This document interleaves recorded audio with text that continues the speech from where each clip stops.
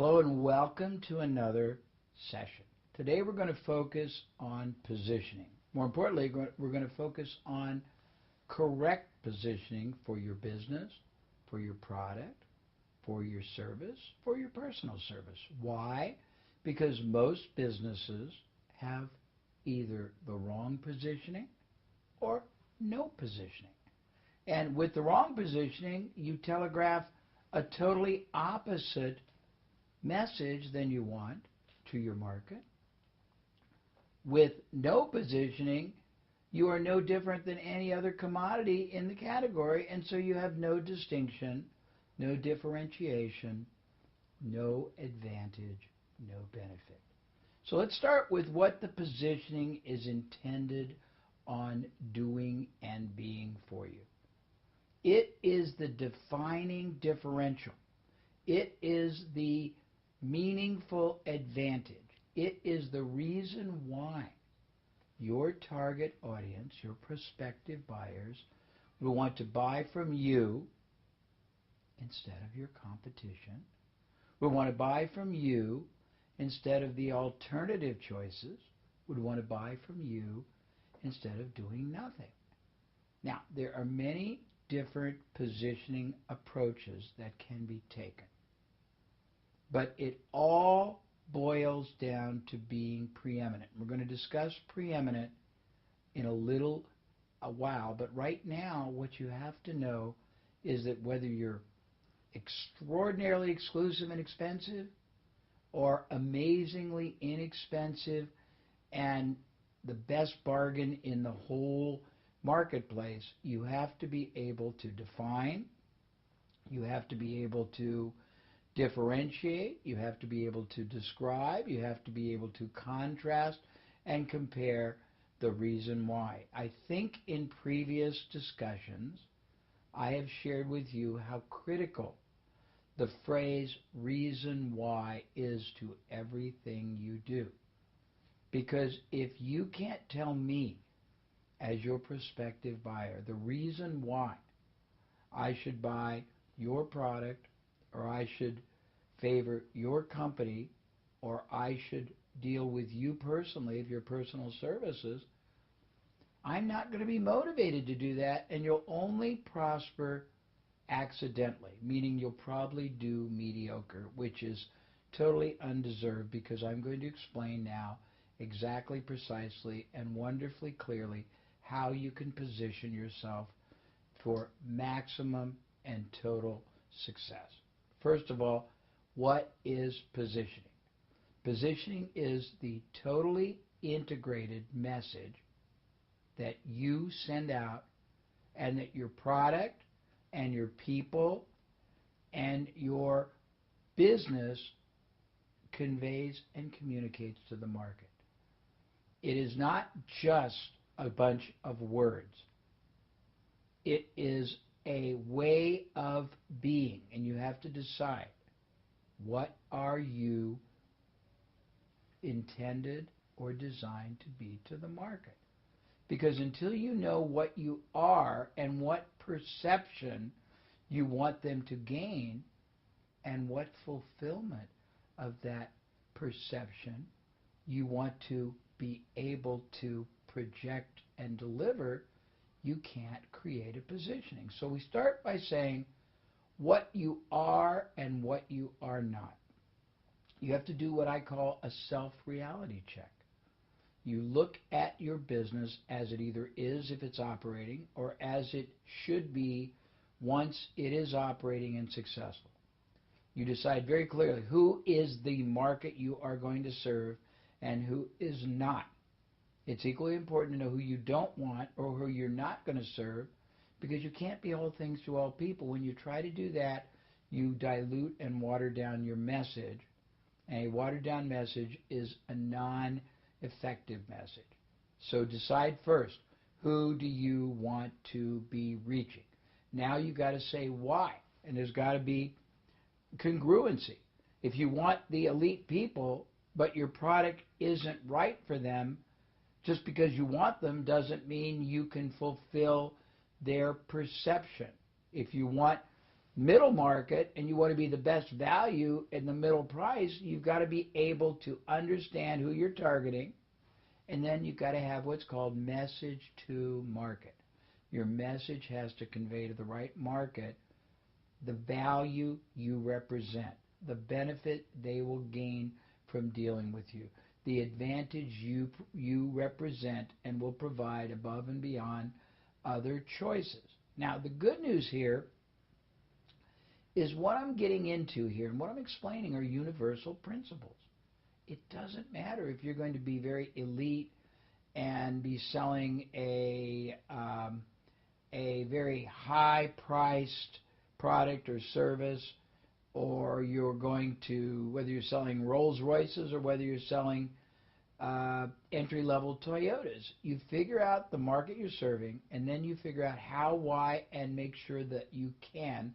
So it's that your business can deliver on whatever positioning promise you decide to stand by.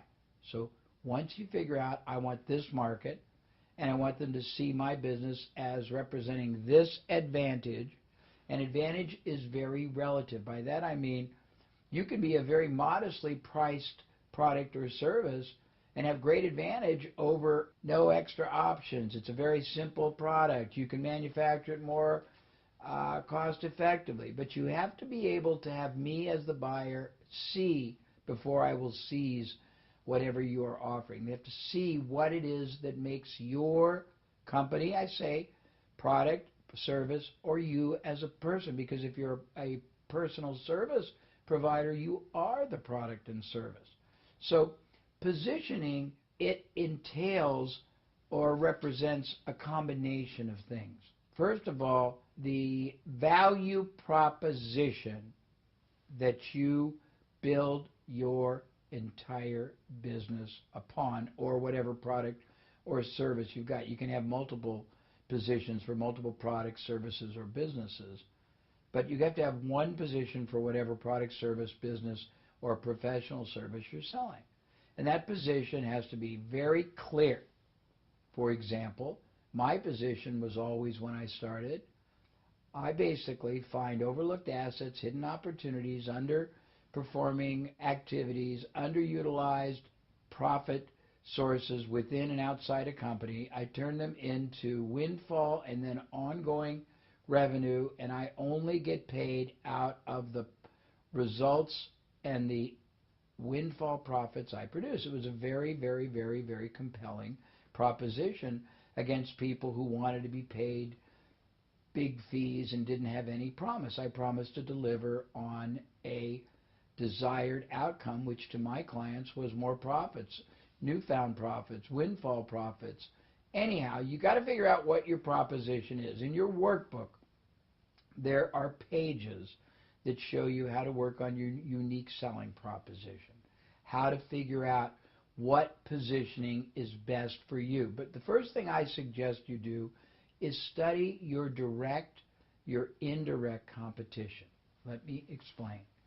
If you're selling let's call it a supplement, it's an easy example, that people would take for weight loss.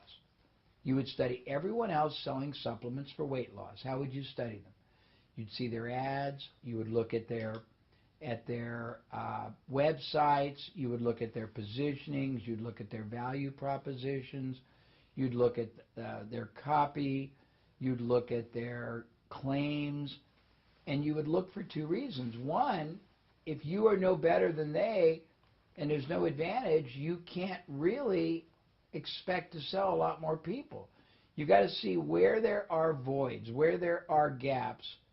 Or you also can look at indirect competition. What does that mean? Well, let's use the example of selling a supplement that you swallow for weight loss. You're not just competing with other supplements you swallow.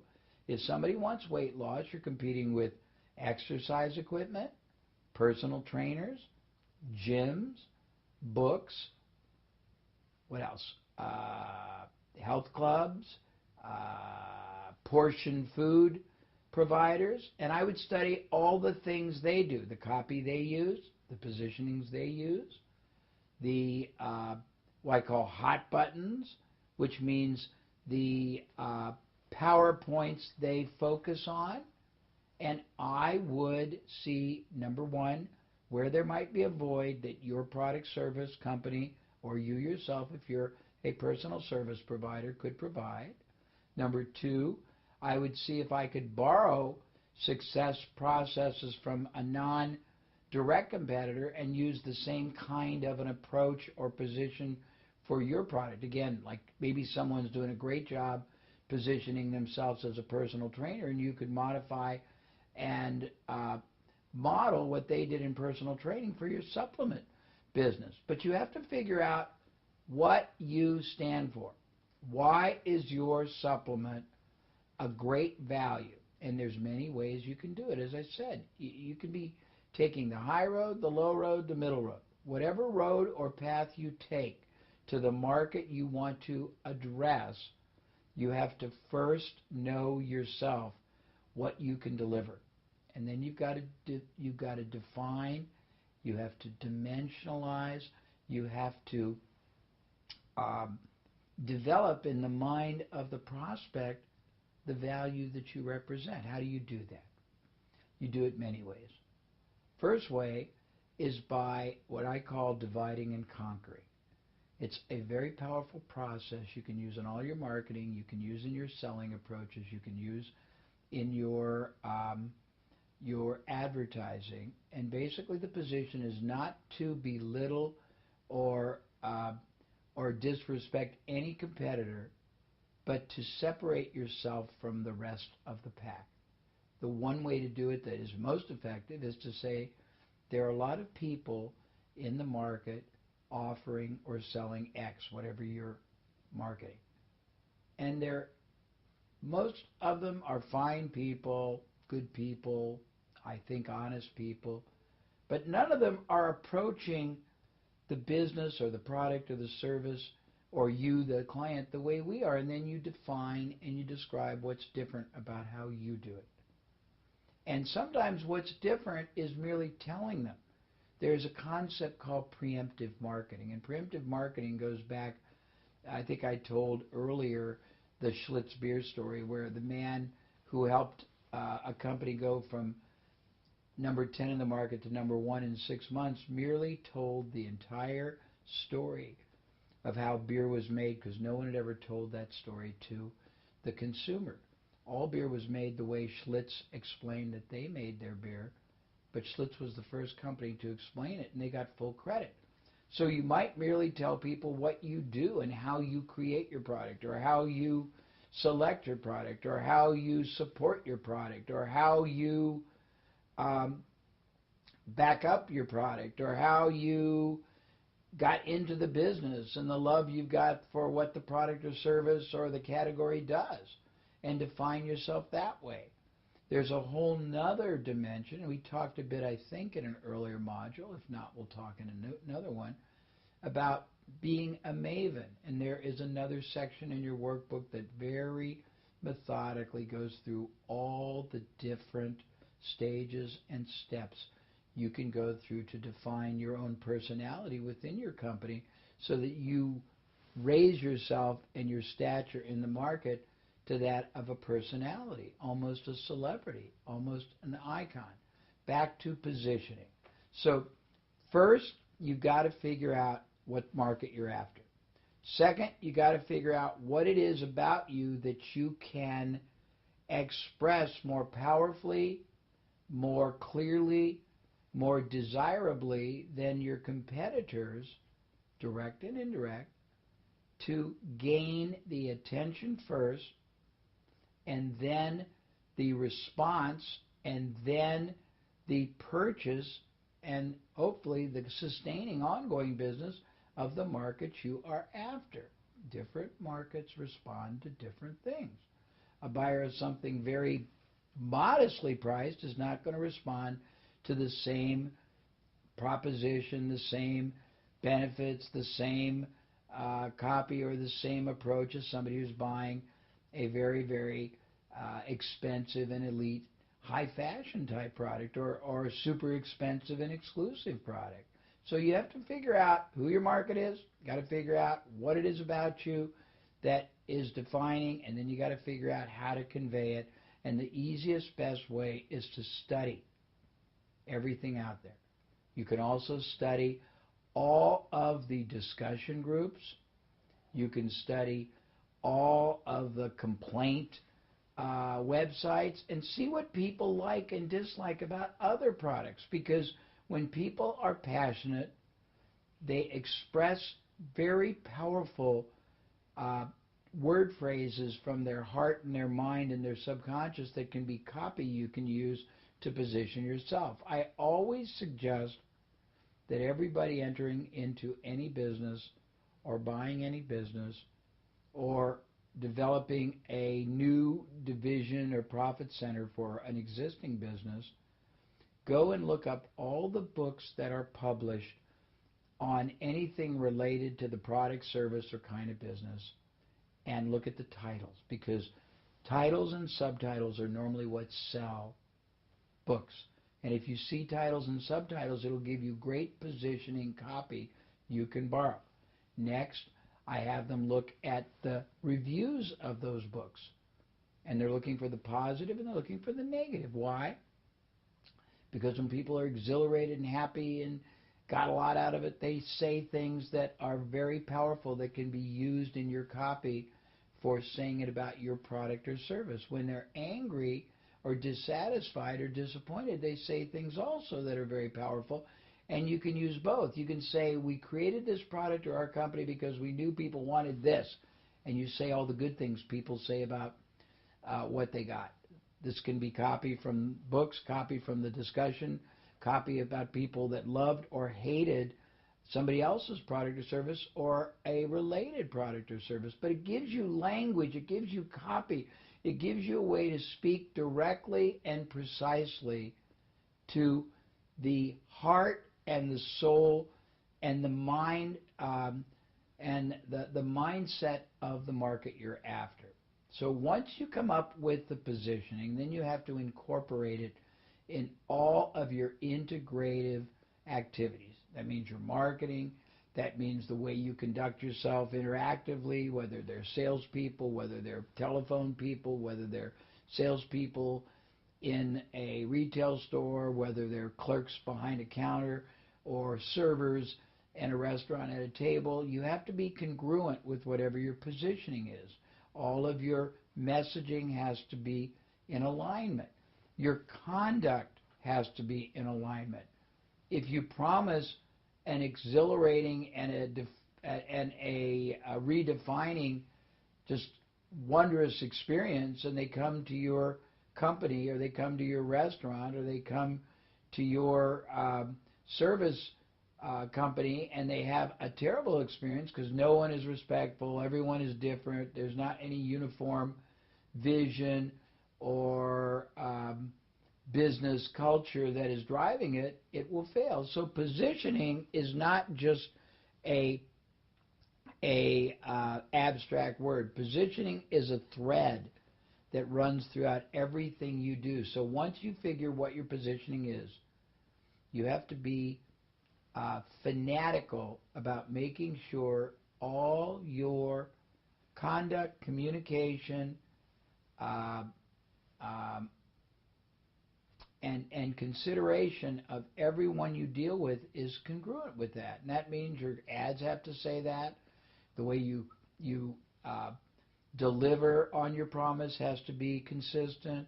The way your people communicate and deal with their audience, the market, their prospects has to be congruent. Everything has to be congruent. And when you do that, you stand out. And it doesn't matter whether you're selling something inexpensive, something very expensive, selling the masses, selling the same thing as everybody else. If you're selling the same thing as everybody else, you've got to make the company, you've got to make yourself the hero of the audience, because if not, you have no advantage. If you're selling something unique that you created, you've got to make the fact that you went to great efforts to create something superior or something more economical. But whatever it is, you've got to be able, it all boils down to the story you're telling. All of life is a theater, and we're all actors, whether we know it or not. And we're telling stories, not fake stories, but we're telling stories that are a continuation in our lives, in our business lives. And the story you tell is the story you sell, and it's the story that you support, and it becomes the story of your business life. So I'm going to stop there and give you a moment to reflect on this. And I'm going to suggest that you go to your workbook and you quickly, right now, and then when we're done with the total session, you spend more time, but you review unique selling proposition.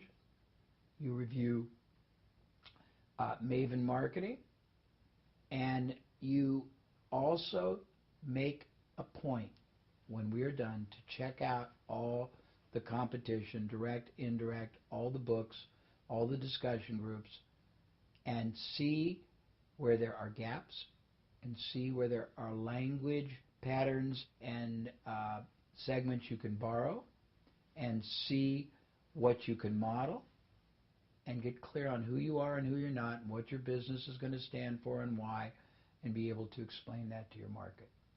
Take a 5-minute review, and then we'll continue.